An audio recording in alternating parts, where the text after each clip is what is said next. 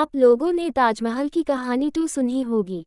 भारत के उत्तर प्रदेश राज्य के शहर आगरा में यमुना नदी के किनारे खड़ा ताजमहल सिर्फ एक खूबसूरत इमारत नहीं है, बल्कि प्रेम, दर्द और समर्पण की ऐसी कहानी है जो सदियों से लोगों के दिलों को छूती आई है। प्रेम की शुरुआत 17वीं सदी की शुरुआत में मुगल साम्राज्य अपने वैभव के शिखर पर था। उस समय बादशाह थे शाहजहां। उनका असली नाम खुर्रम था और वे बचपन से ही कला, वास्तुकला और सुंदर चीज़ों के प्रेमी थे। युवावस्था में उनकी मुलाकात एक खूबसूरत और समझदार लड़की से हुई, मुमताज़ महल। उनका असली नाम अर्जुमंद बानो बेगम था। कहते हैं कि पहली ही मुलाकात में खुर्रम उन्हें दिल दे बैठे। दोनों का रिश्ता सिर्फ राजसी नहीं, बल्कि सच्चे प्रेम से भरा था। 1612 में उनकी शादी हुई और शादी के बाद अर्जुमंद को मुमताज़ महल का खिताब मिला, जिसका मतलब है महल की सबसे कीमती मोती। मुमताज़ महल सिर्फ एक रानी नहीं थी, वे शाहजहां की सबसे भरोसेमंद सलाहकार भी थीं। वे हर युद्ध और यात्रा में उनके साथ रहती थीं।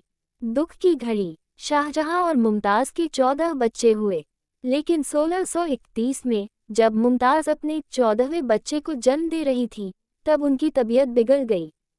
लंबी पीड़ा के बाद उन्होंने दुनिया को अलविदा कह दिया। कहते हैं उस पर शाहजहां टूट गए। उनका दुख इतना गहरा था कि कई दिनों तक वे महल से बाहर नहीं निकले। उनकी दाढ़ी सफ़ेद हो गई और उनका चेहरा बूढ़ा दिखने लगा। मुमताज़ की आखिरी इच्छा थी कि उनकी याद में कुछ ऐसा बनाया जाए जो दुनिया में अद्वितीय हो, ऐसा स्मारक जिसे देखकर लोग हमेशा उनके प्रेम को याद करें। एक सपना जो पत्थरों में ढला। शाहजहां ने अपनी पत्नी की याद में दुनिया का सबसे सुंदर मकबरा बनाने का फैसला किया। उन्होंने पूरे साम्राज्य से सबसे बेहतरीन कारीगरों, कलाकारों और इंजीनियरों को बुलाया। 1632 में ताजमहल का निर्माण शुरू हुआ। ये निर्माण लगभग 22 साल तक चला। इसमें करीब 20,000 मजदूर और कारीगर लगे। सफ़ेद संगमरमर राजस्थान के मकराना से लाया गया। चीन, तिब्बत, फारस और श्रीलंका से कीमती पत्थर मंगाए गए। हर पत्थर को इस तरह तराशा गया कि वह चांदनी में चमक उठे। दिन में ताजमहल सफ़ेद दिखता है, सूर्योदय में गुलाबी और चांदनी रात में हल्का नीला, मानो प्रेम हर रंग में जीवित हो।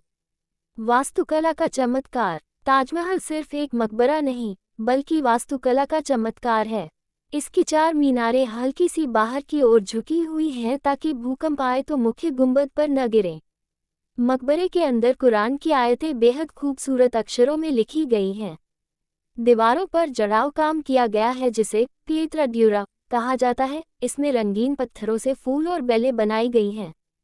ताजमहल के सामने एक लंबा बगीचा है, जिसे 4 हिस्सों में बांटा गया है। इसे इस्लामी स्वर्ग की कल्पना से प्रेरित माना जाता है। बीच में पानी की नहर है जिसमें ताजमहल का प्रतिबिंब दिखाई देता है, जैसे प्रेम का आईना। यमुना का साक्षी। ताजमहल के पीछे बहती यमुना नदी इस प्रेम कहानी की गवाह है। कहते हैं शाहजहां शाम को महल की खिड़की से ताजमहल को देखते और मुमताज़ को याद करते थे। कुछ कहानियों के अनुसार शाहजहां ताजमहल के सामने काले संगमरमर का एक और महल बनवाना चाहते थे, लेकिन ये सपना पूरा नहीं हो सका। आखिरी अध्याय। शाहजहां के बेटे औरंगजेब ने उन्हें सत्ता से हटा दिया और आगरा के किले में कैद कर दिया। कैद के आखिरी वर्षों में शाहजहां अपनी खिड़की से ताजमहल को देखते रहते थे। 1666 में जब शाहजहां का निधन हुआ, उन्हें ताजमहल में मुमताज़ के बगल में दफनाया गया। आज भी दोनों की कब्रें एक साथ हैं, जैसे उनका प्रेम समय से परे हो। आज का ताजमहल। आज ताजमहल दुनिया के 7 अजूबों में शामिल है। हर साल लाखों लोग इसे देखने आते हैं।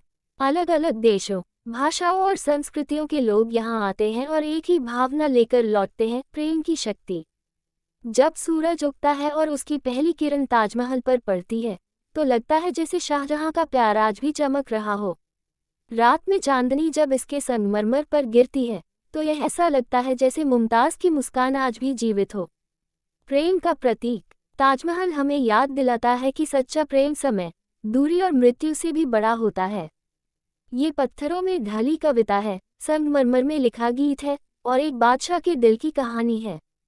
इसलिए जब भी कोई ताजमहल को देखता है, वह सिर्फ एक इमारत नहीं देखता, वह सदियों पुरानी प्रेम कहानी को महसूस करता है। और शायद यही वजह है कि ताजमहल को कहा जाता है प्रेम का सबसे खूबसूरत स्मारक। दिल